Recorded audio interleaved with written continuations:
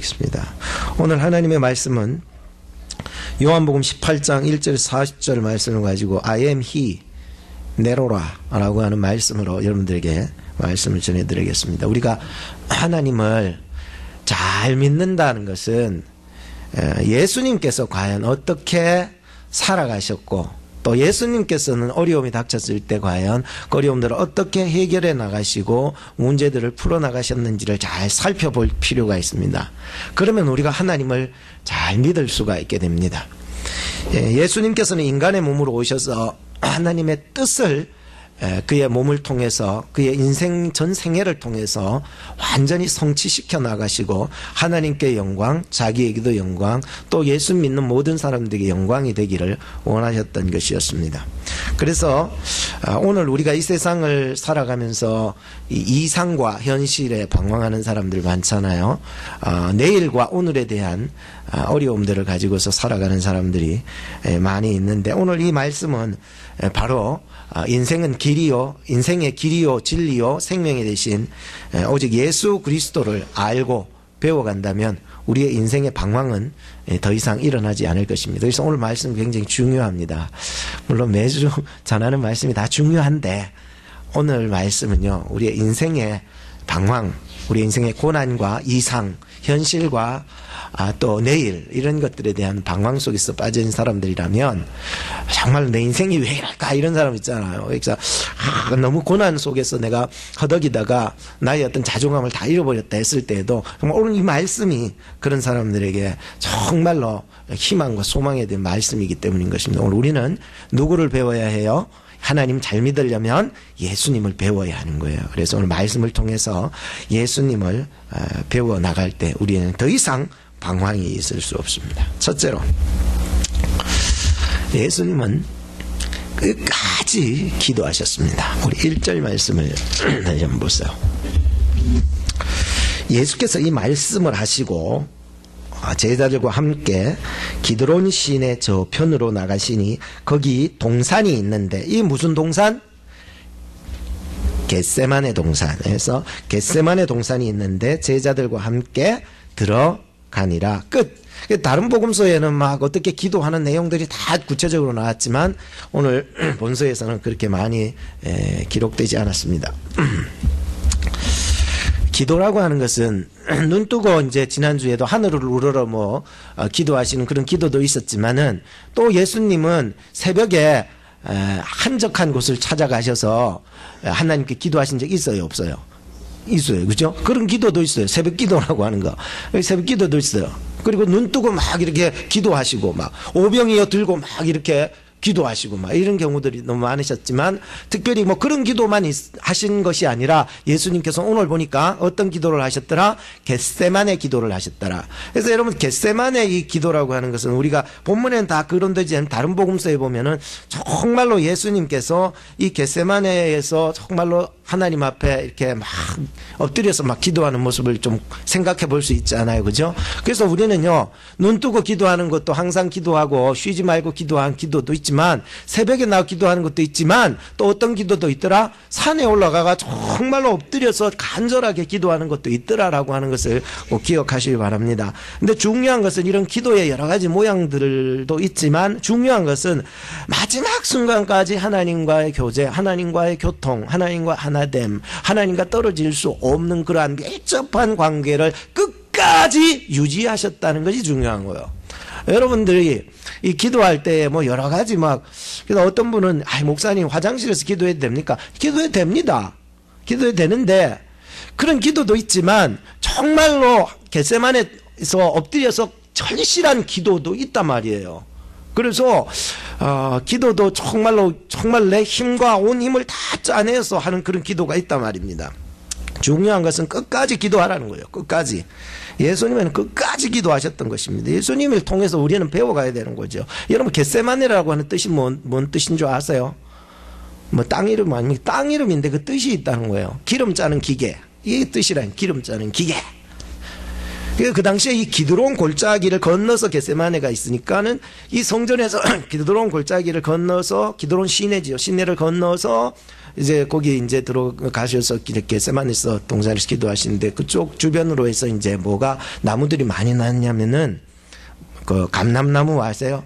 우리는 올리브 나무가 거기 많이 있었어요. 그래서 지금도요 그곳에 가면은 3,000년짜리 올리브 나무, 혹은 2,000년짜리 올리브 나무.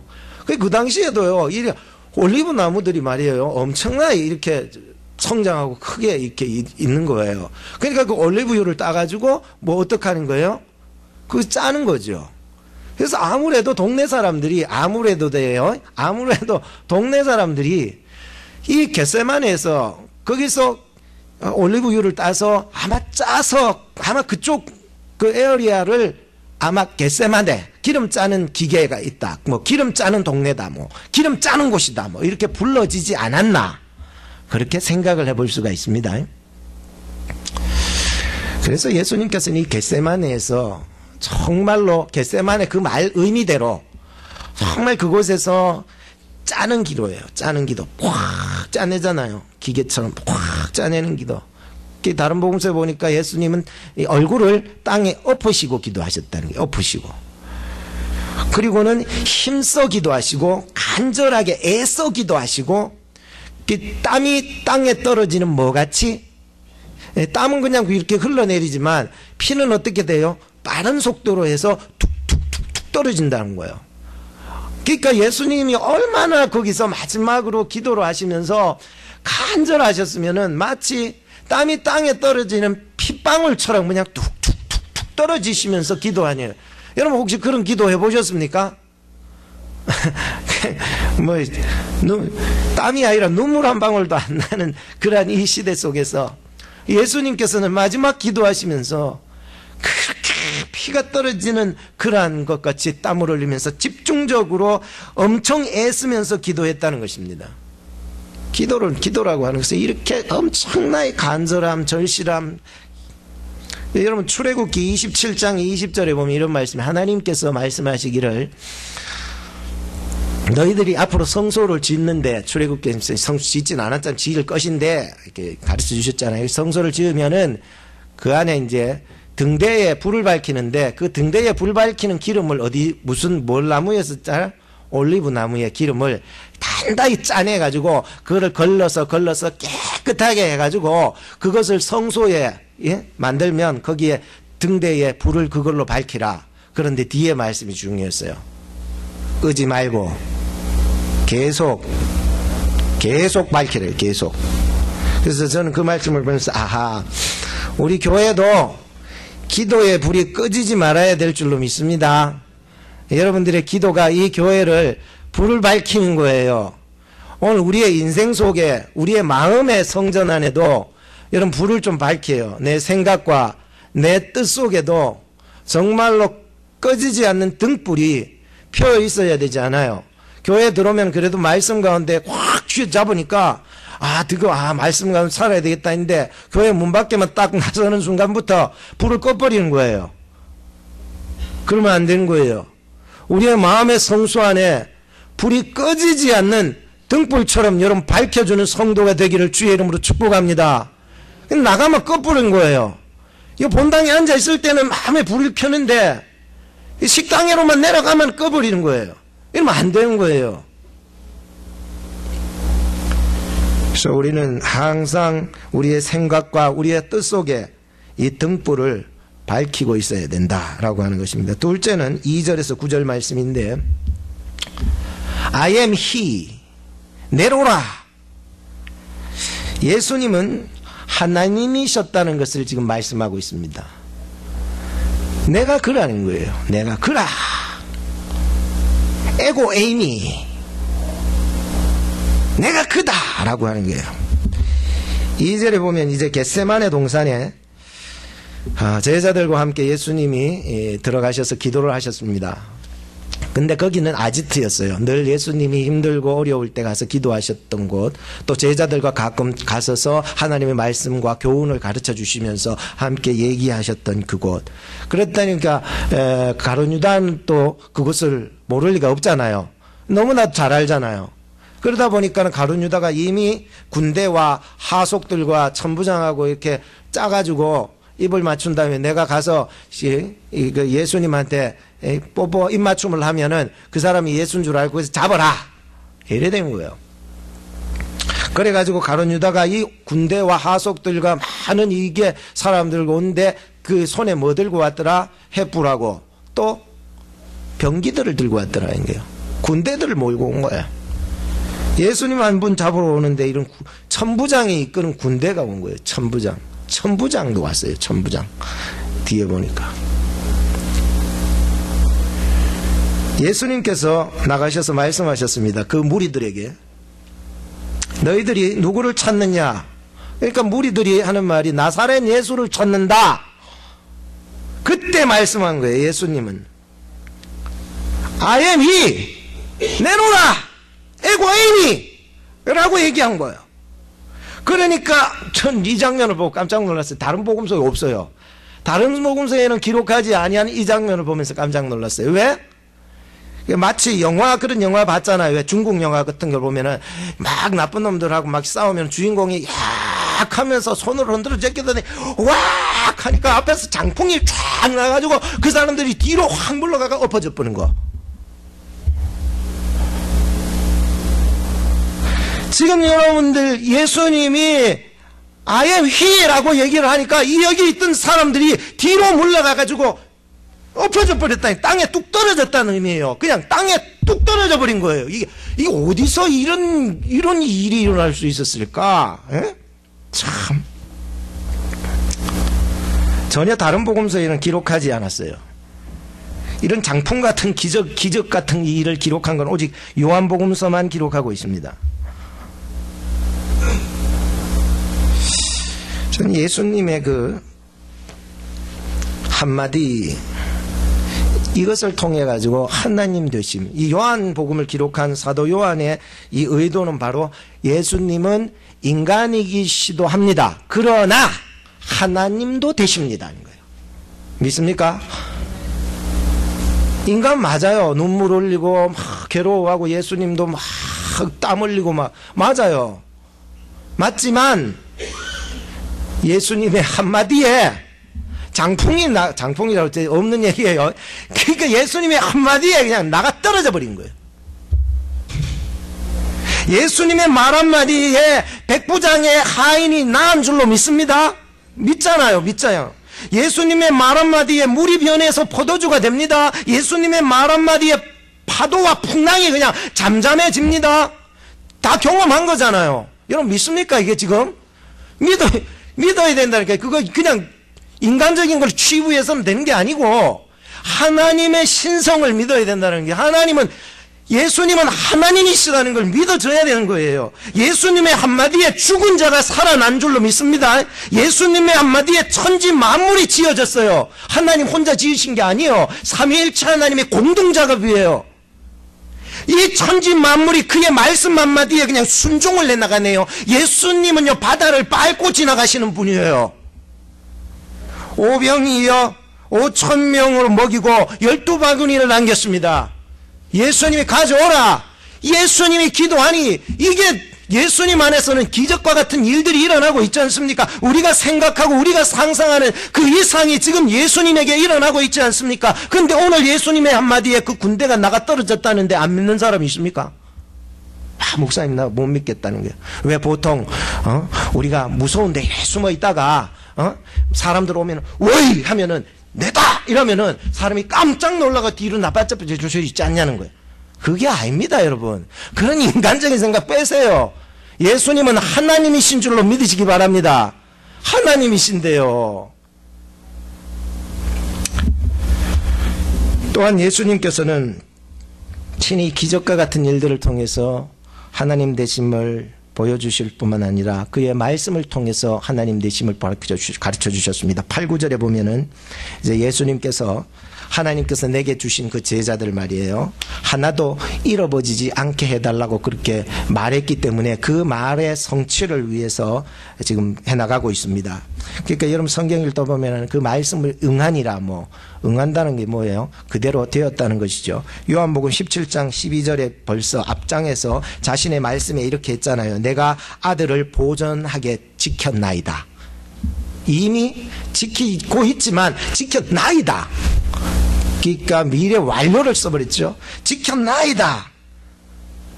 이 말씀을 성취해 나가신다는 거예요. 시편 41편 9절에 보면 내 떡을 먹던 나의 가까운 친구도 나를 대적하여 발꿈치를 들었나이다 하면서 가룟 유다를 가르쳐서 얘기를 하고 있습니다.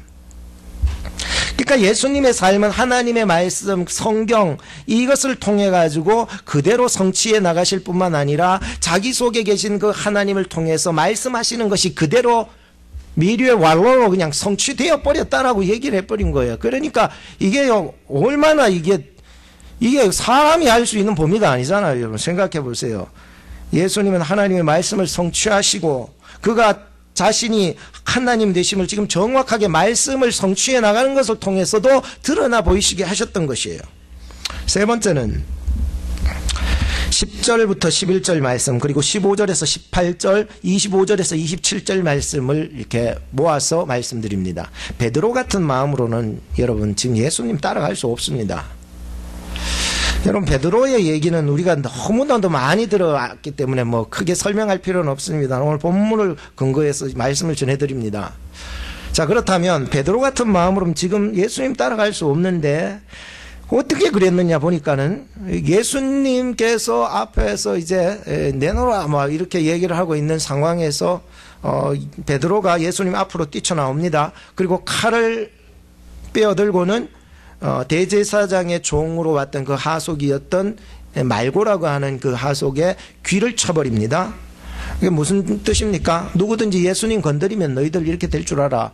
한 발만 다가서 와봐. 내가 이 칼로 너희들을 다 베버릴 거야 라고 하는 이러한 마음을 가지고서 예수님 앞으로 딱 나오더니 함부로 와봐. 덤벼봐.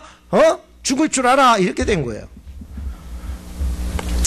그런데 예수님이 뭐라고 말씀했습니까? 11절에 보니까 검을 집에다가 꽂으래요. 하나님께서 주신 잔을 내가 마시지 않겠느냐라고 말씀하고 있습니다. 물론 다른 복음서에서는 뭐 12영 더 되는 뭐 이런 천사를 내가 동원해서 저들을 단번에도 물리칠 수 있다라고 하시기도 하셨습니다. 난 이 모습을 보면서 아하, 진짜 예수님을 따라가는 것이 내 힘으로 되는 것이 아니구나. 쉽지 않네. 나는 내 힘으로 그냥 막 앞에 예수님 앞서 나가가지고 막 칼불면서 예수님 건드리기만 해봐. 막 이렇게 신앙생활을 했다면 정말로 우리가 오늘 이 말씀을 보면서 우리의 신앙생활에 정말로 바꿔야 될 것이 있다면 과감하게 바꿀 필요도 있겠다고 생각했습니다. 우리가 신앙생활하는 것은 내 힘으로 내 열정으로 뭐 이렇게 하나님을 믿고 예수님을 따라갈 수가 있다 없다? 없습니다. 절대 없습니다. 안 됩니다. 이거는 그냥 여러분 안 돼요. 그게 그런 생각 빨리 내려놓으실수록 여러분들 주님의 뜻을 함께 이루어 나가게 되실 것입니다. 여러분 위로부터 주시는 그 불가항력적인 하나님의 은혜 들어보셨습니까? 내 힘 말고 여러분들이 구원받은 것이 이런 불가항력적인 하나님의 은혜 아닙니까? 여러분 믿어서 지금 여기 앉아 있습니까? 하나님의 불가항력적인 은혜로 앉아 있습니까? 내 힘으로 왔습니까? 아닙니다. 성령께서 인도하시고 하나님의 불가항력적인 은혜로 말미암아 내가 오늘 이 자리에 앉아 있는 줄로 믿으시기 바랍니다. 이거예요. 우리가 신앙생활하면서 막 내 열심, 내 힘으로 뭔가를 이루어 나가겠다는데 그거 빨리 빼셔야 됩니다. 신앙생활은 그런 게 아니더라만 위로부터 주시는 하나님의 강권하신 은혜 아니고서는 내가 한 발짝도 못 가요. 아니 목사님 내가 가고 있는데요. 가고 있잖아요. 보세요. 그거는 가는 게 아니라고요. 그거는 가는 것이 그 죄가 되어버린 거예요. 하나님의 뜻, 하나님의 인도, 하나님의 간섭, 하나님의 은혜 아니고서는 모든 것이 죄인 거예요. 이것이 보일 수 있어야 되는 거예요.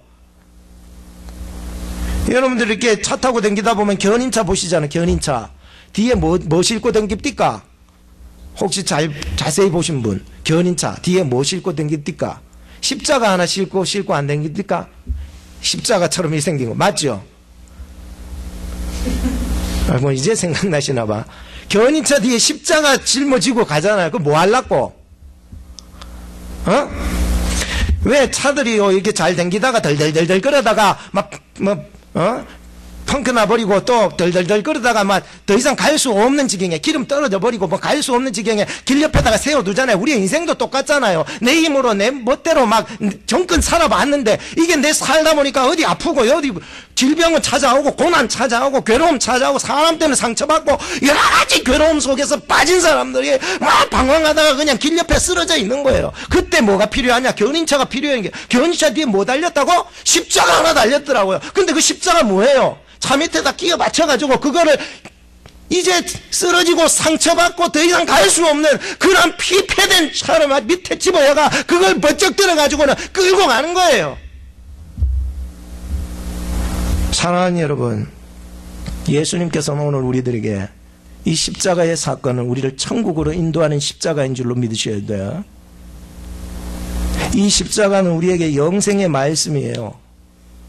이 십자가는 우리에게 부활과 소망을 또한 같이 주는, 앞으로 미래적이지만 이 십자가는 부활과 소망을, 영생을 같이 주고자 하는 그런 의미들이 다 포함되어 있는, 우리를 구원해 주시고자 그렇게 예수님은 이 땅에 십자가지로 오셨던 거예요. 예수님이 죄가 있으세요? 없으세요? 없으세요. 하나님이시기 때문에. 우리하고는 다르잖아요. 근데 이것을요, 이런 예수 그리스도의 십자가의 은혜와 이런 천국과 영생의 소망, 부활, 구원, 이런 것들을 우리의 힘으로 절대로 얻을 수 없는 거예요. 우리가 교회에 오는 이유가 바로 이 안에서 우리가 천국과 영생의 말씀과 소망과 이런 구원을 얻으려고 이 자리에 우리가 앉고 거기에서 계속해서 우리가 지켜나갈 수 있는 마음들을 얻기 위해서 정말로 주님 앞에 이렇게 나왔는데 이게 인간의 힘으로 됐냐는 거예요. 노력으로 됐냐는 거예요. 얻어질 수 없는 거예요. 그렇게는. 그래서 우리는 베드로와 같은 방법은 내려놓으셔야 돼요. 더욱 상황만 악화가 될 뿐이에요. 내려놓으세요. 내려놓으세요. 목사님 내려놓으라 그러니까 지금 무슨 소린지 알아듣지 못하면 포기하라는 건지 내가 그냥 가만히 있고 뭐 하지 말라는 건지 잘 이해가 되지 않으실 거예요. 여러분들의 인생에 주님이 하시기를 기다릴 수도 있어야 되지 않습니까? 주님의 고난에 동참하십시오.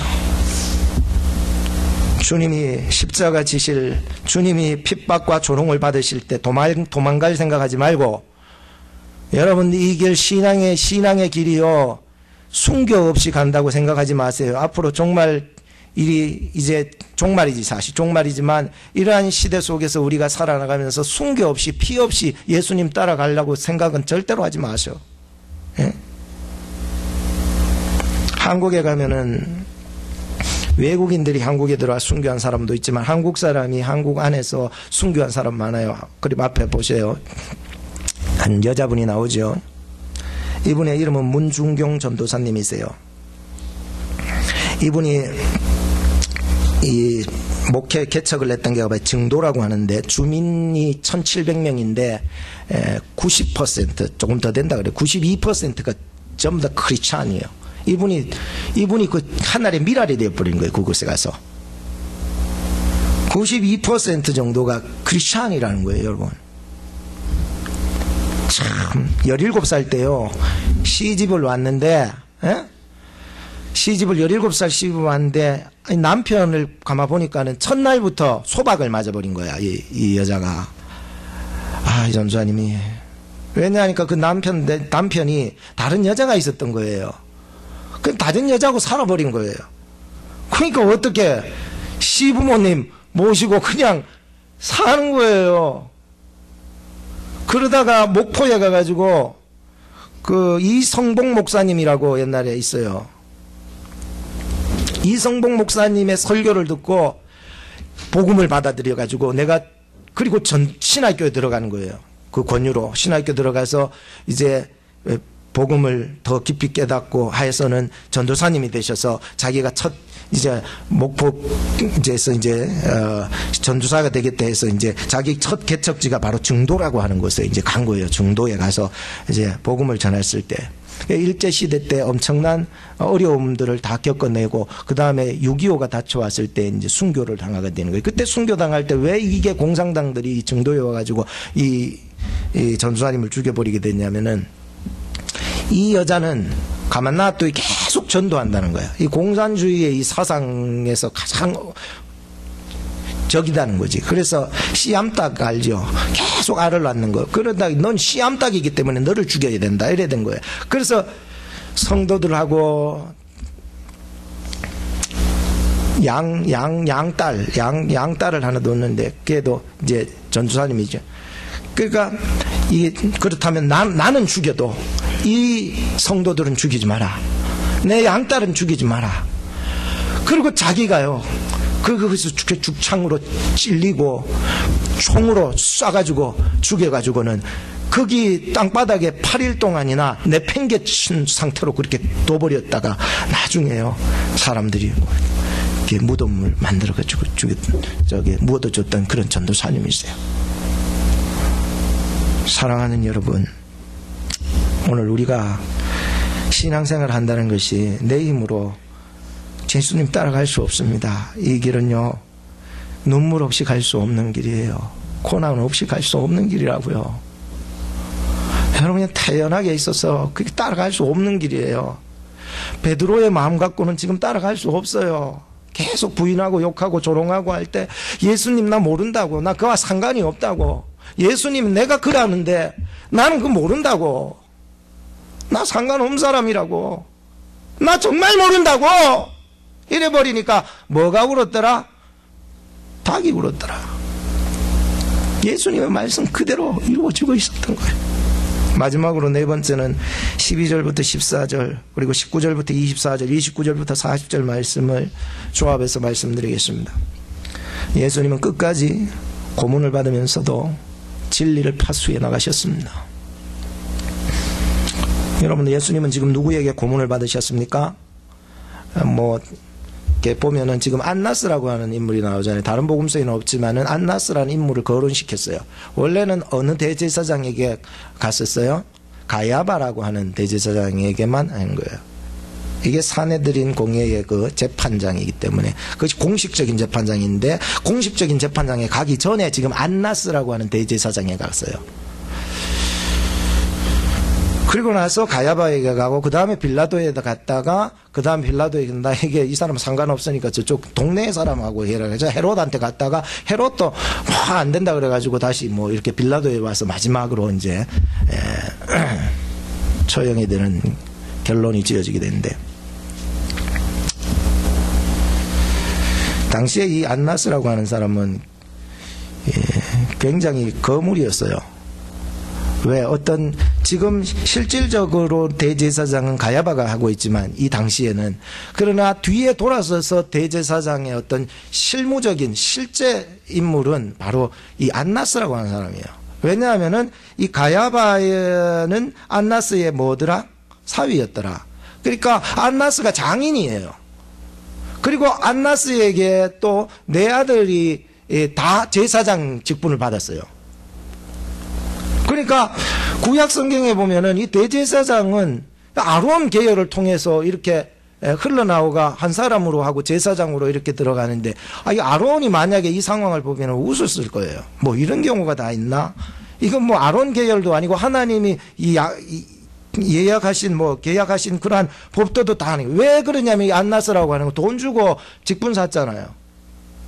그 당시에 로마 제국에, 그러니까 왕이라든지 이 정치하는 사람들에게 돈을 준 거예요. 돈을 주고서는 그 제사장의 직분을 샀던 거예요. 그리고 자기만 제사장이 한 것이 아니라 자기 사위도 하고 자기 아들도 해먹고, 그러니까 자기 집안 식구끼리 대제사장 다 해먹는 거예요. 돌아가면서 원래 네가 하고 내년에 네가 하라니, 이런 식으로 돌아가면서 다 해먹는 거예요. 여러분, 성직이 타락하니까 자연히 뭐가 타락합니까? 성전이 타락하잖아요. 어떤 타락이 일어났습니까? 성직은 더 이상 말할 것도 없고, 성전은 어떻게 타락했습니까? 점포 내줬잖아. 이게 성전 안에다가 점포를 내준 거예요. 당신 비둘기 장사해라, 당신 양 장사해라, 당신 염소 장사해라, 당신 환전소 해라. 뭐 일반 돈으로서는 여기 안에 성전에서 거래가 안 되니까 성전세를 만들어가지고 성전 화폐를 만들어가 오면은 그것을 이득을 얻어내고 말이죠. 멀리서 사람 그저 양 끌고 오면은 그것이 흠이 생길 수밖에 없잖아요. 어쨌든지 간에. 흠이 없어도 흠 있다 그래가지고 우리가 정한 그 점포에서 양을 사래요. 몇 배나 더 비싸? 15배나 더 비싸. 그러니까 이 교회 안에다가 이게 성직이 타락하니까 자연히 성전 안에서도 타락이 돼버린 거예요. 그럼 하나님을 섬기는 것이 올바르냐는 거예요. 그게 뭐 하나님을 섬기는 올바르? 완전히 뭐 강도들만 그 안에 많은 거지. 그래서 예수님이 어떻게 했어요? 성전에 전에 갔을 때 뒤엎어버렸잖아요. 이게 뭐 성전이냐고. 그러면서 하신 말씀이 있잖아요. 내 집은 만민이 기도하는 집이라.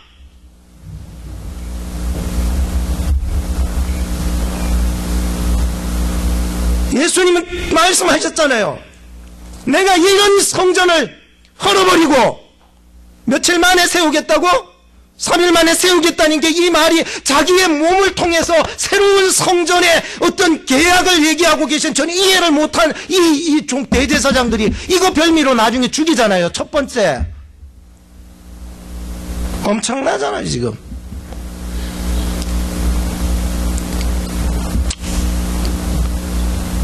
사람들은 다 하나같이 물었어요. 네가 누구냐는 거예요. 내가 그니라. 네가 유대인 왕이냐? 내가 그니라. 네가 진리냐? 빌라도가. 진리가 뭐냐? 내가 그니라.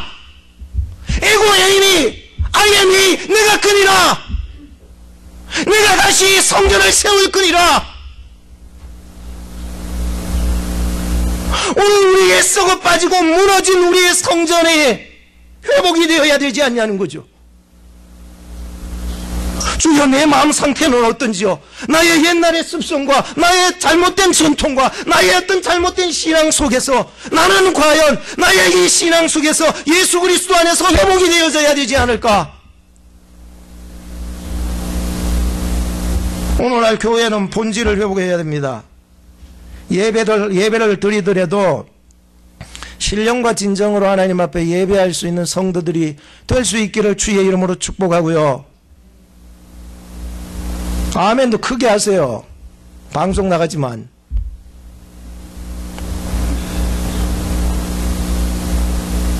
예배를 하더라도 신령과 진정으로 예배하는 참된 예배자들이 되기를 바라요. 왜? 하나님이 그런 자를 지금도 찾고 계시다는 거죠. 다 하나같이 예배대로 형식적으로 그냥 나 왔어요. 도장 콕 찍고 가버리고. 이게 뭔 예배자의 예배? 이게 완전히요 교회의 본질을 잃어버리는 거 아니겠습니까? 오늘날 예수님이 그리스도를 그 은혜를 받고 내가 구원의 감격 가지고 주님 앞에 예배할 때 정말로 신령과 진정으로 성령으로 말미암아 예배하세요. 진리의 말씀으로 예배하라 말이에요. 뭐 붙잡고 얘기하세요? 이 마지막 이 종말 때에 여러분 뭐 붙잡고 예배하세요? 내 힘으로 베드로처럼 내가 나와줬어? 그게 아니잖아요. 오늘 우리가 회복되는 것이 예수 그리스도 안에서 정말로 성령 안에서 진리의 말씀 안에서 예배자로서 예배드려질 때 하나님이 그 사람의 예배를 받지 않냐는 거죠. 기도하는 대로 형식적으로 하지 마셔요. 예수님은 끝까지 불 끄지 않았어요. 예수님과 끝까지 불 끄고 여러분들이 이 말씀을 듣고 나가시더라도 밑으로 내려가고 또 여러분들의 삶의 자리로 갈 때도 여러분이 쉬지 말고 기도하여 하나님과 교통함을 끊이지 마셔요. 어쩔 땐 눈 뜨고도 기도하세요. 어쩔 땐 새벽에 나와 기도하세요. 어쩔 때는 정말로 주님 앞에 엎드려서 간절하게도 기도하세요. 왜 내 생각으로만 기도하세요? 예수님을 본받아서 기도하는 사람 승리하게 될 줄로 믿습니다. 우리가 이 시간 한 4가지 생각하면서 좀 기도했으면 좋겠습니다. 첫째, 하나님의 불가항력적인 은혜 안에 거하게 하소서. 여러분 힘으로 안 됩니다. 하나님의 은혜 구했어요. 하나님의 불가항력적인, 하나님 나 이렇게 해도 안 되네요. 또 살겠다 했는데도 안 되네요. 하나님의 불가항력적인 은혜 안에 매이세요. 기도하세요, 여러분. 그리고 끝까지 기도하십시오. 그리고 베드로 같은 혈기 내려놓으시고 정말 주님 뜻 깨닫고 주님의 고난에 동참하며 성령 받고 새 사람 되기를 기도하세요. 그리고 또 하나, 무너진 나의 성전이 회복되기를 기도하세요. 기도하겠습니다. 하나님 아버지 감사합니다. 오늘도 하나님의 말씀을 영으로 들을 수 있도록 도와주시옵소서. 나의 방황하는 인생 가운데 아버지 하나님, 오늘 이 말씀이 더 이상 방황치 아니하고 예수님을 따라갈 수 있는 그러한 예수 그리스도의 제자들이 되어줄 수 있도록 도와주시옵소서. 아버지 하나님, 끝까지 기도하셨던 예수님처럼 나도 기도하기를 원합니다. 주님 도와주세요. 아버지 하나님, 나의 의지와 나의 힘으로는 매일 잠들 수밖에 없습니다. 그러나 하나님이여, 이 시간에도 이 아버지 하나님이시여 정말로 우리의 마음이 예수님의 고난에 동참하며 살아갈 수 있도록 도와주시옵소서. 우리의 영적인 잠에서 깨어날 수 있도록 도와주세요. 아버지 하나님, 겟세마네에서 그렇게 간절히 기도하셨던 것처럼 우리도 아버지 하나님이 고난, 아버지 하나님 주간들을 맞이하여서 아버지 하나님 정말로 하나님 안에서 아버지 하나님이시여 정말로 하나님 나의 생각과 나의 뜻이 아버지 하나님 이시여 주님으로 말미암아 아버지 하나님 등을 밝혀나갈 수 있도록 도와주옵소서. 깨어있게 해주시옵소서. 아버지 도와주옵소서. 나의 힘으로 감당할 수 없어 하나님의 항력적인 은혜를 아버지 하나님 받기를 소망합니다. 아버지 하나님 역사해 주옵소서. 우리의 영이 하나님 안에서 깨어나게 하옵소서. 아버지 하나님 도와주시옵소서. 예수님은 하나님이셨습니다. 아버지 하나님이시여 이 시간에도 아버지 하나님 인간으로 오셔서 우리가 눈물을 흘려주시고 우리의 고난과 고통을 다 아시면서 아버지 하나님은 우리를 건져주시려고 이 땅 가운데 십자가 지시기 위해서 오셨습니다. 우리가 아버지 하나님 십자가 안에 나 자신을 내려놓지 못한다면 주님과 함께 할 수 없습니다. 아버지 하나님, 주님의 고난에 내가 함께하며 주님 죽으시면 나도 함께 죽었고 아버지 하나님, 주님 고난당하실 때 나도 함께 고난당하여 주님이 아버지 하나님의 등에 업혀 내가 아버지 하나님 천국 가게 된 줄로 믿습니다. 이미 내가 천국의 백성이 되었고 이젠 아버지 하나님의 그 믿음 갖고 아버지 하나님 오늘을 살아나가는 참된 예배자가 되기를 소망합니다. 아버지 하나님이여 도와주시옵소서. 하나님께서 내게 주신 제자들 아버지 하나님이시여 정말로 하나도 잃어버리지 않기를 기도하며 간구하며 아버지 하나님의 뜻을 이루어 가셨듯이 오늘도 아버지 하나님 이 땅 가운데 우리에게 맡겨진 아버지 하나님 목양에 아버지 하나님 우리의 양떼들을 기억하시고 우리 성도들을 기억하여 주옵시고 저들을 지켜주시옵소서. 하나님이여 도와주옵소서. 하나님의 불가항력적인 은혜로 붙잡아 주시옵소서. 나의 인간적인 힘을 빼게 하시고 온전히 주님의 고난에 동참할 수 있도록 도와주시옵소서. 아버지 하나님, 무너진 나의 성전이 회복되게 하시고 무너진 나의 아버지 하나님 기도가 예배가 회복되어지는 역사들이 일어날 수 있도록 도와주시옵소서. 하나님의 능하신 손으로 주여 나를 붙잡아 주시옵소서. 우리들을 붙잡아 주시옵소서. 아버지 하나님, 저희들을 통하여 하나님의 향기 드러내게 하여 주옵소서. 예수님의 이름으로 기도합나이다. 아멘.